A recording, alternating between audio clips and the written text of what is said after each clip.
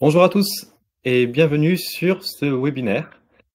Est-ce que déjà pour commencer, vous nous entendez bien et est-ce que vous voyez bien, notre écran?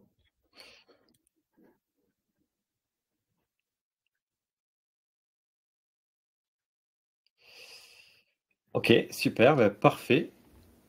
Bonjour, bonjour à tous, super. Ravi de vous accueillir sur, ce webinaire. Donc un webinaire aujourd'hui dédié sur la trésorerie. On va voir ensemble comment prévoir et gérer sa trésorerie.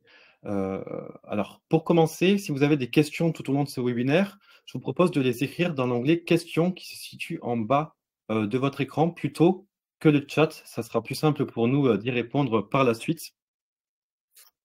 Bon, pour me présenter, moi, c'est Quentin. Je suis, product manager chez Axonote depuis, un peu plus de 2 ans. Je m'occupe un petit peu des futures évolutions, des futures fonctionnalités qu'il va y avoir dans l'application et aujourd'hui, je suis avec, Walid. Walid, je te laisse te Bonjour à présenter. tous, donc moi c'est Walid, je suis responsable R&D. J'ai rejoint Axonote il y a un peu plus de 3 ans maintenant.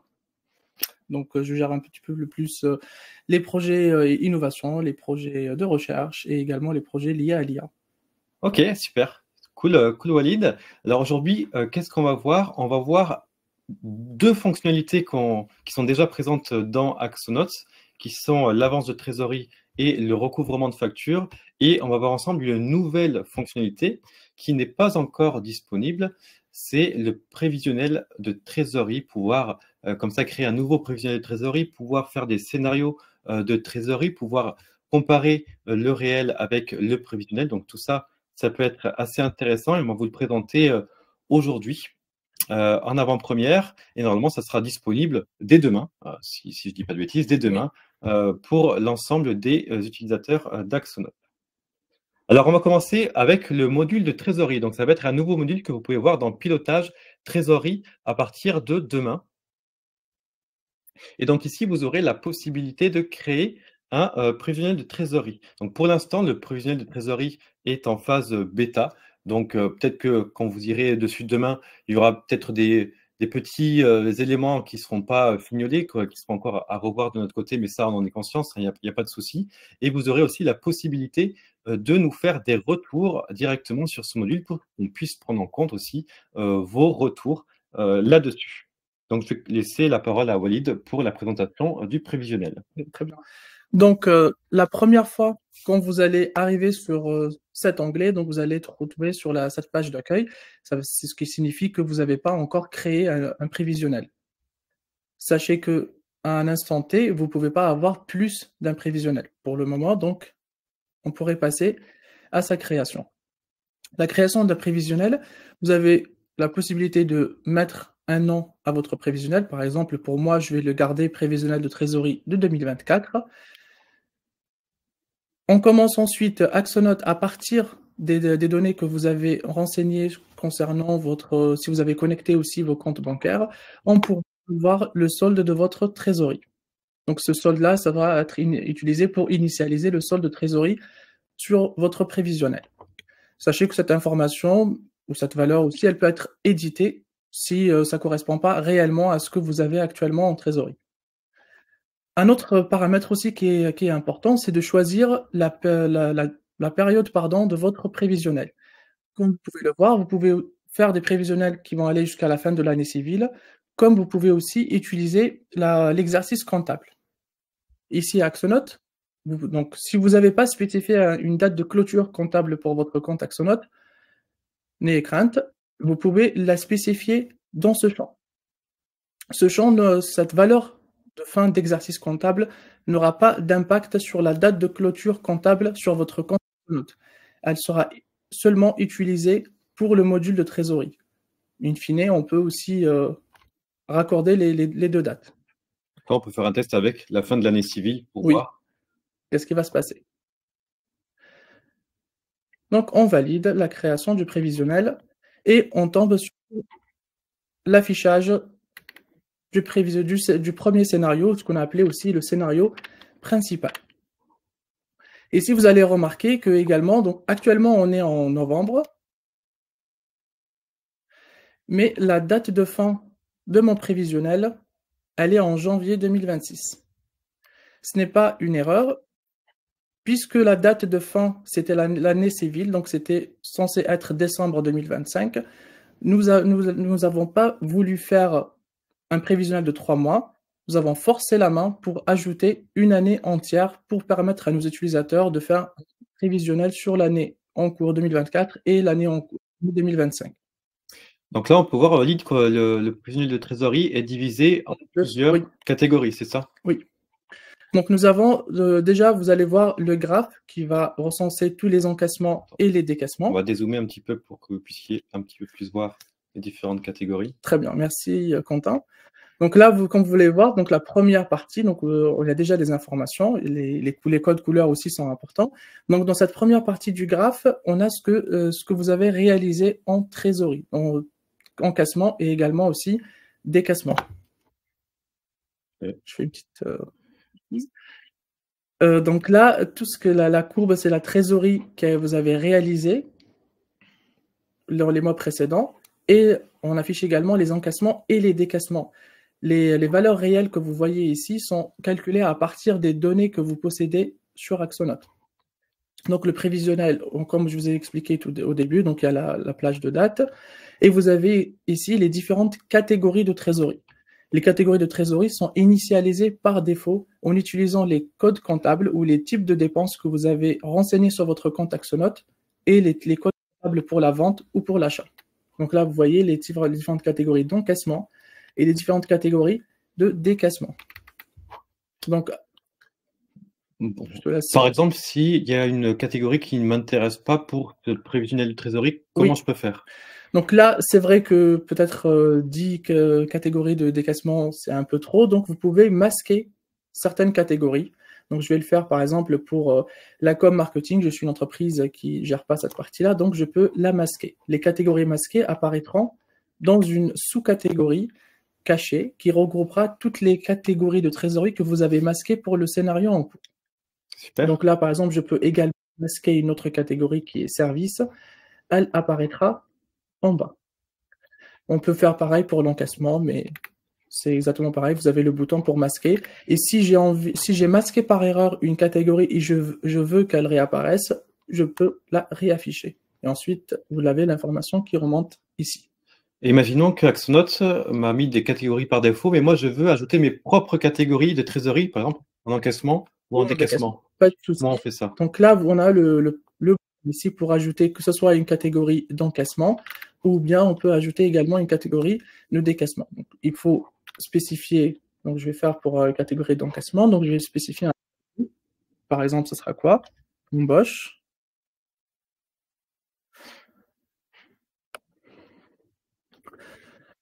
Et je peux valider l'ajout de cette catégorie. Donc, elle apparaît sur mon catégorie d'encaissement. On en effet, les embauches, c'est plutôt du décaissement, oui. Mais là, pour le test, pour le test, je l'avais ajouté pour l'encaissement. Ok. Super, trop bien. Donc là, qu'est-ce qu'on peut voir à l'heure actuelle, c'est que dans le tableau en fait de trésorerie, les valeurs dans le réalisé sont reprises par rapport aux données qui sont disponibles sur Axonote. Et ensuite, là, vu qu'on est en novembre, ce qui nous intéresse surtout, c'est le prévisionnel. Exactement. Donc, c'est la trésorerie qu'on a prévu d'avoir sur les prochains mois. Et donc là, dans le tableau, je peux renseigner manuellement différentes cases en fonction du prévisionnel que je peux estimer moi-même. Donc, par exemple, pour la vente de marchandises, je peux dire, par exemple, que je prévois de vendre 5 000 € sur novembre 2024 et ça va mettre à jour automatiquement mon graphique. Donc, à noter que sur la partie gauche, on aura l'axe avec les encaissements et les décaissements. Et sur la partie droite, on aura, si on scrolle un petit peu, un autre axe pour la courbe de trésorerie générale. Oui. Et donc là, je peux soit ajouter manuellement comme ça des données pour chacune des cases, ou alors je peux remplir automatiquement les cases en fonction d'une augmentation, par exemple, une augmentation de 10% chaque mois. Et là, ça va me remplir automatiquement la ligne pour cette catégorie-là précise. Je peux aussi remplir en fonction, donc là, par exemple ici, d'une augmentation de 10 €, par exemple, donc soit en euros, soit en pourcentage, ou alors je peux choisir une diminution également pour remplir Oui. automatiquement la ligne. On peut Par exemple, pour les salaires, je peux prévoir l'embauche d'un salarié et le mettre, par exemple, à 2000 euros ici. Et je peux remplir avec le même montant, donc la même valeur pour l'ensemble des prochains mois et automatiquement, ça va mettre à jour, le graphique en conséquence. Donc dans mon graphique au-dessus, j'aurai les encaissements qui seront en vert, les décaissements qui seront en rouge et la courbe de trésorerie prévisionnelle qui s'adapte en fonction, des éléments, du tableau. Heu, voilà pour moi, je bon, pense que c'est à toi maintenant. oui. Donc là, c'est très bien. Donc on a travaillé toujours sur le scénario principal. Vous pouvez aussi avoir, vous avez la possibilité d'ajouter des nouveaux scénarios. Par exemple, comme mon collègue Quentin l'avait expliqué, si vous voulez, par exemple, étudier l'impact de l'embauche d'un nouveau salarié sur votre trésorerie, vous pouvez le faire soit avec votre prévisionnel, soit vous pouvez créer un nouveau scénario. Donc ici, je peux faire embauche salarié. Donc, je spécifie un libellé pour mon scénario que je vais créer. Et on a aussi la possibilité, soit je reprends les informations, toutes les données que j'ai renseignées de mon scénario principal, soit je laisse vide pour créer un scénario vide avec des données initialisées par défaut par Axonote. Donc ici, je vais dupliquer mon scénario principal et je clique sur Valider. Mon scénario a été bien créé, donc je rafraîchis la page et on le voit apparaître là. Donc, comme vous le remarquez, ici, il n'y a pas une différence entre les informations des deux scénarios puisque j'ai choisi de le dupliquer. Donc, je suis sur l'embauche de salarié. Donc, ici, je peux spécifier. Tu peux mettre 5000 par exemple. Voilà, donc je peux déjà faire 5000 sur, je vais le remplir avec la main. OK. Je laisse remplir Quentin et je vais, merci. Et je vais aussi dupliquer sur toutes les prochaines cellules. Voilà, donc là, j'ai rajouté l'embauche de mon nouveau salarié. Alors là, avec Walid, on a fait un scénario en modifiant seulement une catégorie, Oui, vous mais on pouvez peut faire un scénario où on modifie plusieurs catégories catégorie à la fois. d'encaissement, plusieurs catégories de décaissement. Voilà, vous pouvez faire les scénarios que vous souhaitez. Vous pouvez aussi rajouter des catégories sur un scénario et pas sur un autre. Si par exemple, vous allez étudier l'impact d'un nouvel événement sur votre trésorerie. Et maintenant, ce qu'on peut faire, ce qui nous intéresse, c'est de pouvoir comparer le scénario de trésorerie embauche d'un salarié avec notre prévisionnel de départ De qu'on base, avait. oui. Donc là, j'ai une petite case à cocher pour comparer le scénario sur lequel je suis avec un autre scénario, donc ici le scénario principal. Et donc là, j'aurai donc deux courbes de trésorerie. La courbe en orange, ça va être mon scénario principal, et la courbe en bleu-violet, ça va être le scénario embauche Actuel. d'un salarié.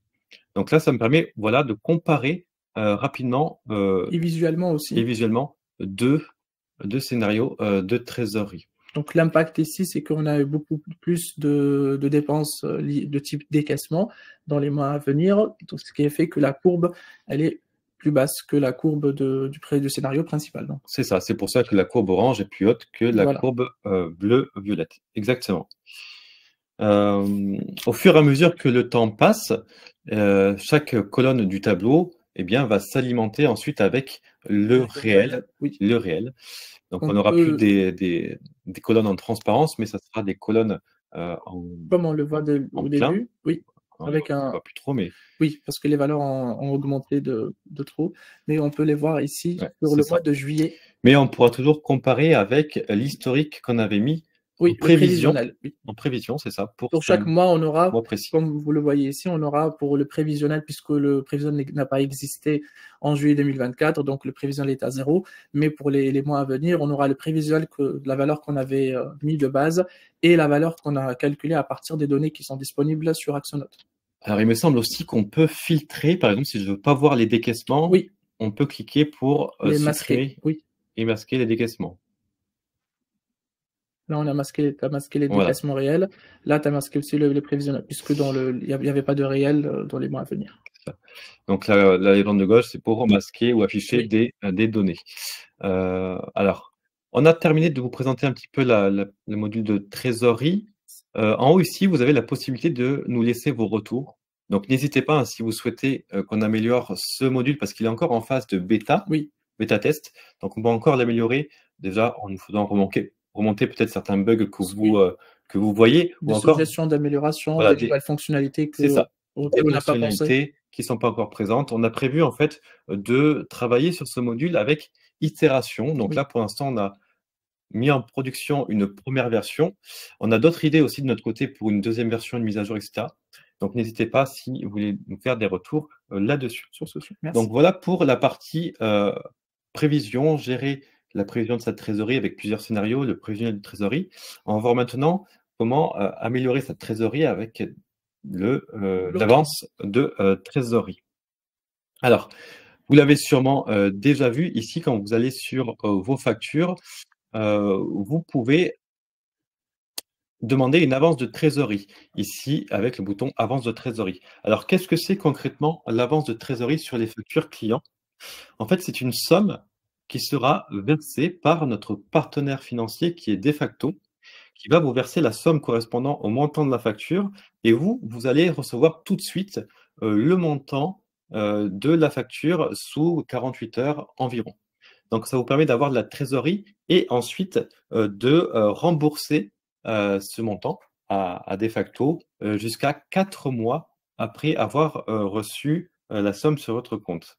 En fait, ça fonctionne un petit peu comme un prêt, on peut Oui. dire, ça fonctionne un peu comme un prêt, moyennant des taux d'intérêt, de, 0,05 par jour du montant de la facture ou encore de 1,5 du montant de la facture par mois. Environ, parce qu'il y a pas, 30 mois, tous les mois, mais c'est pour avoir un ordre de grandeur. Est-ce que tout le monde sera éligible à Defacto? Alors, je parlerai juste après de l'éligibilité, mais c'est une très bonne question. Alors à quoi ça sert l'avance de trésorerie? Beh, ça permet, comme je l'ai dit peut-être, de pallier un trop de trésorerie ou parfois si vous avez des clients qui ont l'habitude de vous payer assez tardivement notamment, ça peut être le cas, du secteur, public qui peuvent mettre du temps à vous payer, ça peut être intéressant de faire appel à l'avance de trésorerie, dans ce cas-là. Alors pour l'éligibilité, c'est une bonne question. Comment faire déjà pour vérifier son éligibilité?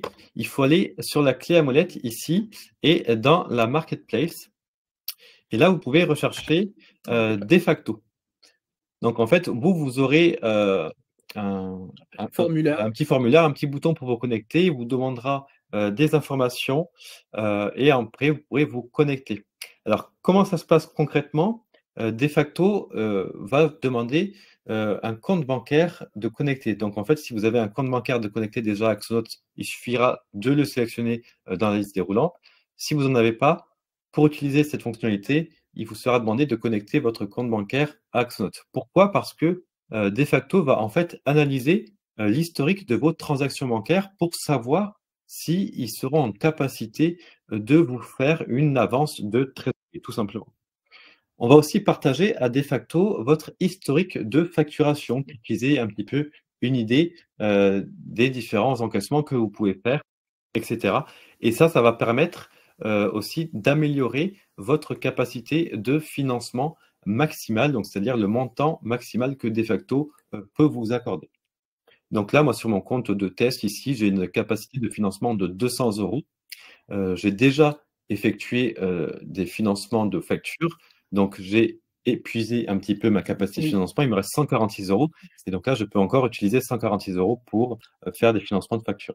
Voilà, c'est un compte de test, mais généralement, vous pouvez avoir plusieurs milliers d'euros, de capacité de financement. Ici, en dessous, je vais retrouver, mon historique de financement, donc les factures sur lesquelles j'ai fait une demande d'avance de Oui. trésorerie, l'état dans lequel, c'est, tout simplement et maintenant, comment faire concrètement une avance de trésorerie? Je te laisse, Donc là, Quentin, le présenter. tout simplement, il suffit d'aller, sur une facture client, de cliquer sur la facture client et de dire: «Bah, je veux une avance de trésorerie». Là, on va vous demander: «Est-ce que vous êtes sûr de faire une avance de trésorerie?» parce qu'après la facture ne pourra plus être modifiée.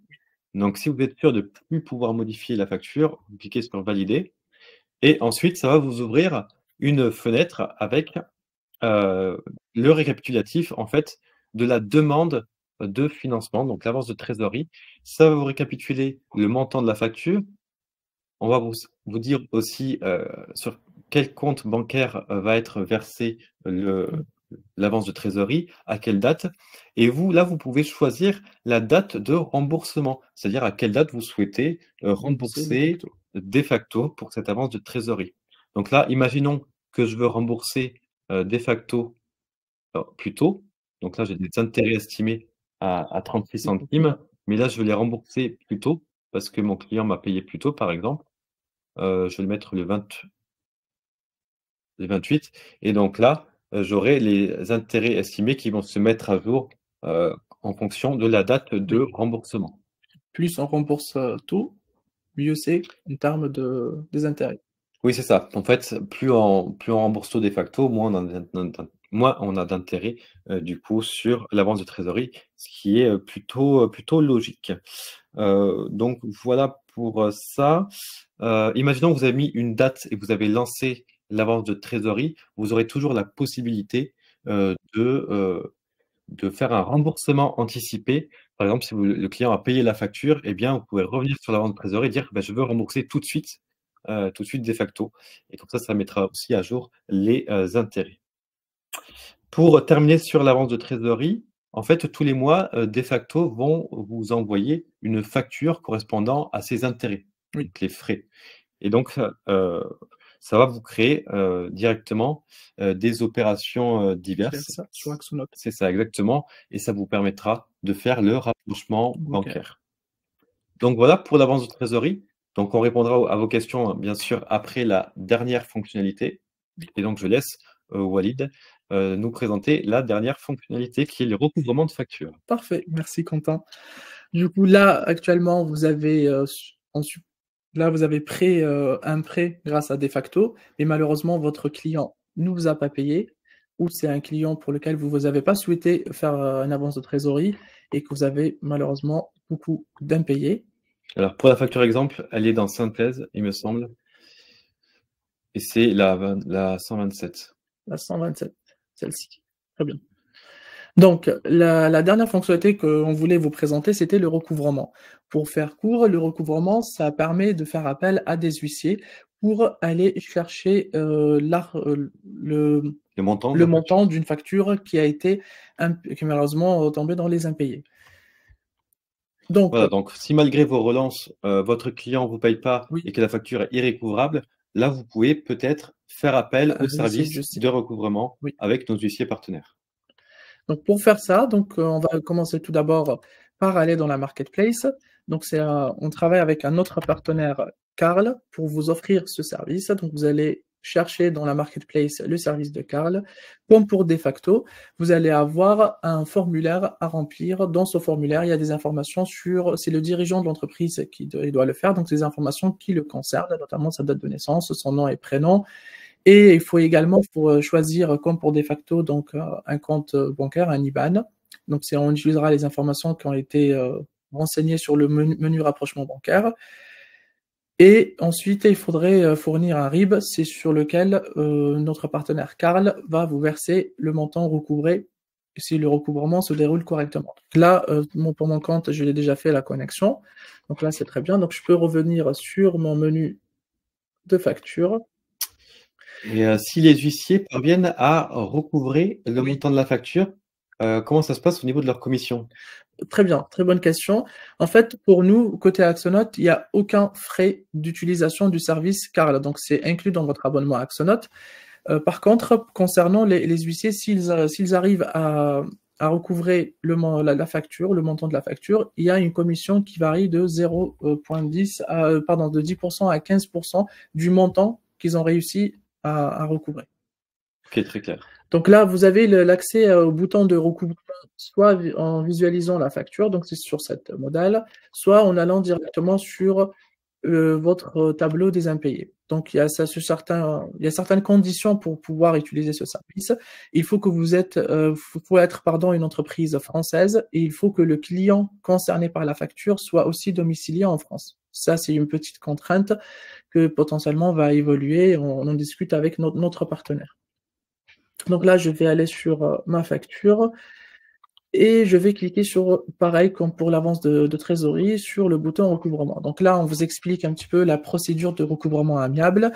On fait un récapitulatif sur les montants à recouvrer et les frais en cas de succès. C'est si nos partenaires n'arrivent pas à recouvrer la facture, il n'y aura aucun frais qui vous sera facturé par rapport à cette demande de recouvrement. Donc là, on vous demande bien sûr si vous souhaitez continuer, donc on peut aussi envoyer la facture en recouvrement. Peut-être ouais, ça a pas. C'est un peu l'aléa du direct, ça. C'est un compte de test, donc Oui. c'est pour ça que ça fonctionne Il y a pas. certaines pièces d'information qui sont pas disponibles, c'est pas très grave. Sachez aussi que pour tout au long de la demande de recouvrement, Axonote va essayer de vous guider pour avoir la meilleure demande de recouvrement possible avec toutes les informations qui sont renseignées. Donc, s'il y a des informations qui manquent, comme par exemple le nom du client ou son adresse de facturation, par exemple son numéro de téléphone, si il s'agit d'un client de B2B, donc il faudra renseigner le SIRET de cette entreprise-là. Axonote va vous guider, va vous afficher les erreurs au fur et à mesure avant d'avoir cette fenêtre qui vous récapitule votre demande de recouvrement. Donc ça, c'est plus que c'est un compte de test, la demande a été rejetée, mais sachez que vous pouvez, une fois que vous validez, vous allez avoir une nouvelle fenêtre qui vous explique, qui fait aussi un autre récapitulatif de l'identifiant de votre demande, les montants que vous souhaitez recouvrer, ainsi que les frais et également un historique des différentes étapes de votre demande de recouvrement. Donc, on peut suivre en fait l'avancée de sa procédure de recouvrement, où est-ce que ça en est précisément, etc. Si par exemple est en cours de négociation avec les huissiers, ça s'est pris en compte, c'est en cours de négociation, est-ce que malheureusement elle est clôturée pour cause de liquidation judiciaire ou redressement judiciaire de votre client, etc. Donc vous allez avoir un suivi rigoureux et chaque jour qui est mis à jour chaque jour par rapport à votre demande de recouvrement. Et aussi, on est disponible sur le support si pour X ou Y raison, vous avez des questions sur une demande que vous avez envoyée. Et ensuite, normalement, si les huissiers parviennent à récupérer le montant de la facture, oui, ça va être votre client à vous qui va payer directement les huissiers. Oui. Et ensuite, les huissiers vous reverseront le montant de la facture déduit de leur commission. Oui, sur l'IBAN que vous avez ajouté lors de la connexion au service de Carl. Il y a aussi l'autre cas, je me permets de le présenter, l'autre cas qui est sur si les huissiers sont mis d'accord avec votre client, le client aussi peut vous payer directement sur votre compte. Et dans ce cas-là, vous allez aussi recevoir la facture de la dépense depuis notre partenaire Carl concernant les frais les commissions du recouvrement. Et pour terminer, pour faire le rapprochement bancaire, oui, vous pourrez créer une opération diverse du montant de la commission des huissiers pour le rapprochement bancaire. Oui. Donc, vous pouvez aussi la préparer, elle est toujours affichée sur la demande de recouvrement. Comme ça, vous pouvez utiliser le menu rapprochement bancaire pour rapprocher la facture ou virement que vous avez reçu, plus les commissions. Comme ça, vous allez avoir les bons montants. Très bien. Eh bien, nous, on a terminé de présenter ce qu'on voulait vous montrer, donc à savoir le module trésorerie, l'avance de trésorerie et le recouvrement de facture pour, avec ces trois fonctionnalités, pouvoir mieux gérer sa trésorerie, on espère. Et on va maintenant passer à vos questions. Donc, on va aller dans l'onglet questions. Tac.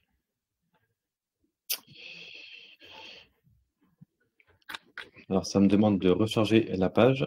Donc, je vais recharger la page. Je reviens tout de suite.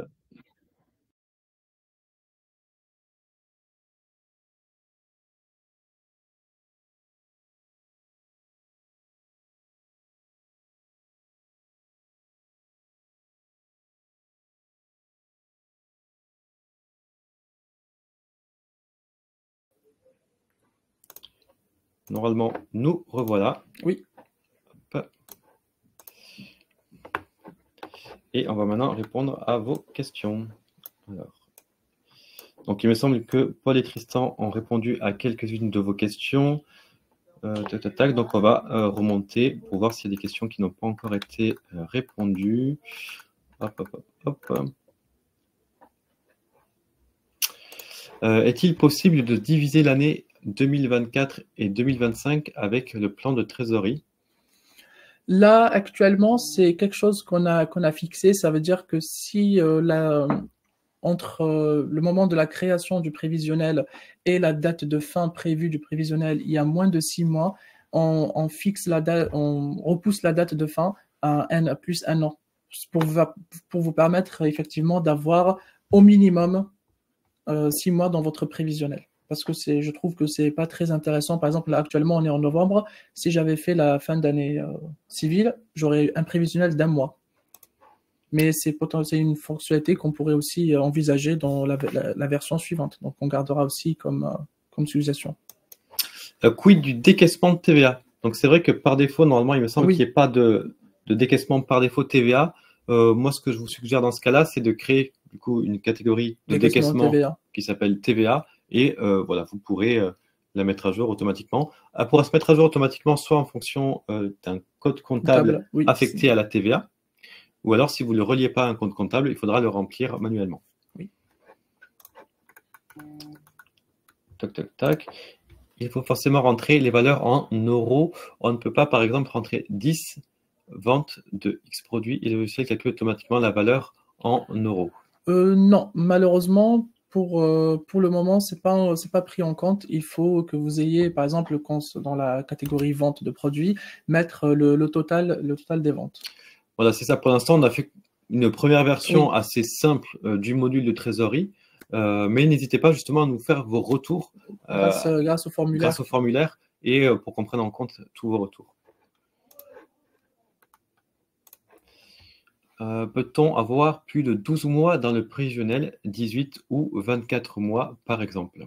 Oui, ça dépend comme j'ai expliqué tout à l'heure, ça dépendrait aussi de la date de création et la date de fin que vous souhaitez avoir. Si par exemple vous n'avez pas de date de clôture comptable et vous souhaitez fixer la date à plus de 18 mois, donc vous choisissez la date clôture comptable, elle n'est pas sur votre compte et vous pouvez spécifier une date supérieure à... Et puis même si elle est sur le compte, on peut quand même modifier cette date-là. Oui. En fait, ça reprend la date de clôture comptable, mais on peut quand même la modifier, mais ça la modifie juste pour le prévisionnel. Ça ne va pas modifier évidemment la date de clôture comptable. Donc, comme l'a dit Walid, vous pourrez modifier la date pour le mettre plus loin. C'est pour ça que pour le moment, on a choisi de décorréler les deux fonctionnalités pour que ce n'ait pas d'impact, surtout que le module est en cours de test. Est-ce que le client sera au courant qu'il y a une avance de trésorerie de sa facture? Alors, pas du tout. Le client, lui, il n'est pas au courant. C'est juste entre vous et de facto, tout simplement. Est-ce que quand on clique sur le bouton de la facture qui la classe comme payé, ça vient alimenter le réalisé, idem sur les dépenses? Très bonne question. Pas encore, mais c'est un très bon retour. On pourrait le prendre en compte.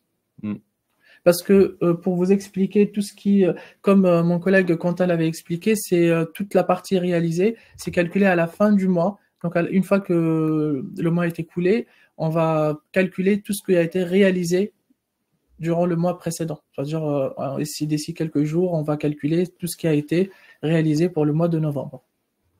Si bien sûr vous avez un prévisionnel de trésorerie qui a été enregistré sur votre compte. Concernant le prévisionnel, est-ce que les opportunités sont prises en compte? C'est vrai que pour l'instant, ça, on avait prévu de le prendre en compte pour une prochaine version. Pour la version simplifiée, la version 5 qu'on voulait sortir dès maintenant, ce n'est pas encore pris en compte, mais ça le sera lors d'une mise à jour prochaine. Oui.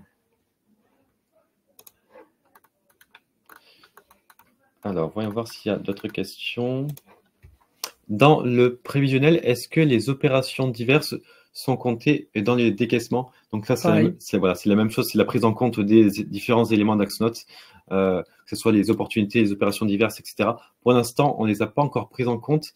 Sachez que c'est pris en compte automatiquement sur le tableau de bord quand vous allez calculer le prévisionnel de trésorerie, et on souhaiterait justement aussi reprendre ce même fonctionnement pour le nouveau module de trésorerie, mais on n'a pas encore eu le temps de le faire pour le moment, mais ça sera bientôt disponible. L'objectif aussi, pourquoi on a choisi de le mettre en ligne très rapidement avant que on ait repris toutes les versions, c'est pour aussi avoir vos avis, vos retours, vos remarques, qu'est-ce que vous aimeriez avoir et assez satisfaire la majorité de nos clients au maximum. Avant de se lancer dans des développements qui peuvent être assez complexes, on voulait savoir, avec vos retours, quel est pour vous le plus important qu'il doit y avoir dans ce module de trésorerie pour pouvoir prioriser un peu plus les développements et ajuster le module de trésorerie en conséquence. Voilà, le module est encore en phase bêta, donc on peut encore l'améliorer, changer différentes choses pour qu'il colle un peu plus vraiment à vos besoins réels.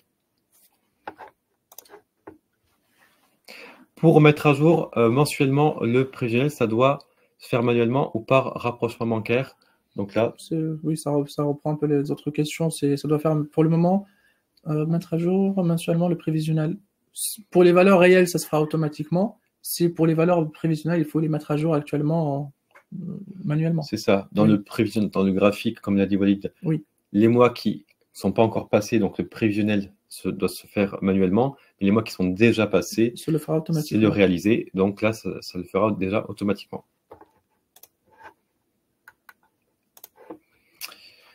Dans le prévisionnel, toutes les données doivent être saisies manuellement. Oui, donc c'est exactement ce qu'on a dit précédemment. Pour l'instant, donc le prévisionnel, c'est manuel et le réaliser, ça sera automatique. Mais, comme précisé, on a prévu d'améliorer au fur et à mesure par itération ce module de trésorerie en fonction de vos retours. Donc, n'hésitez pas à nous faire des retours pour qu'on voit ce qui est important pour vous.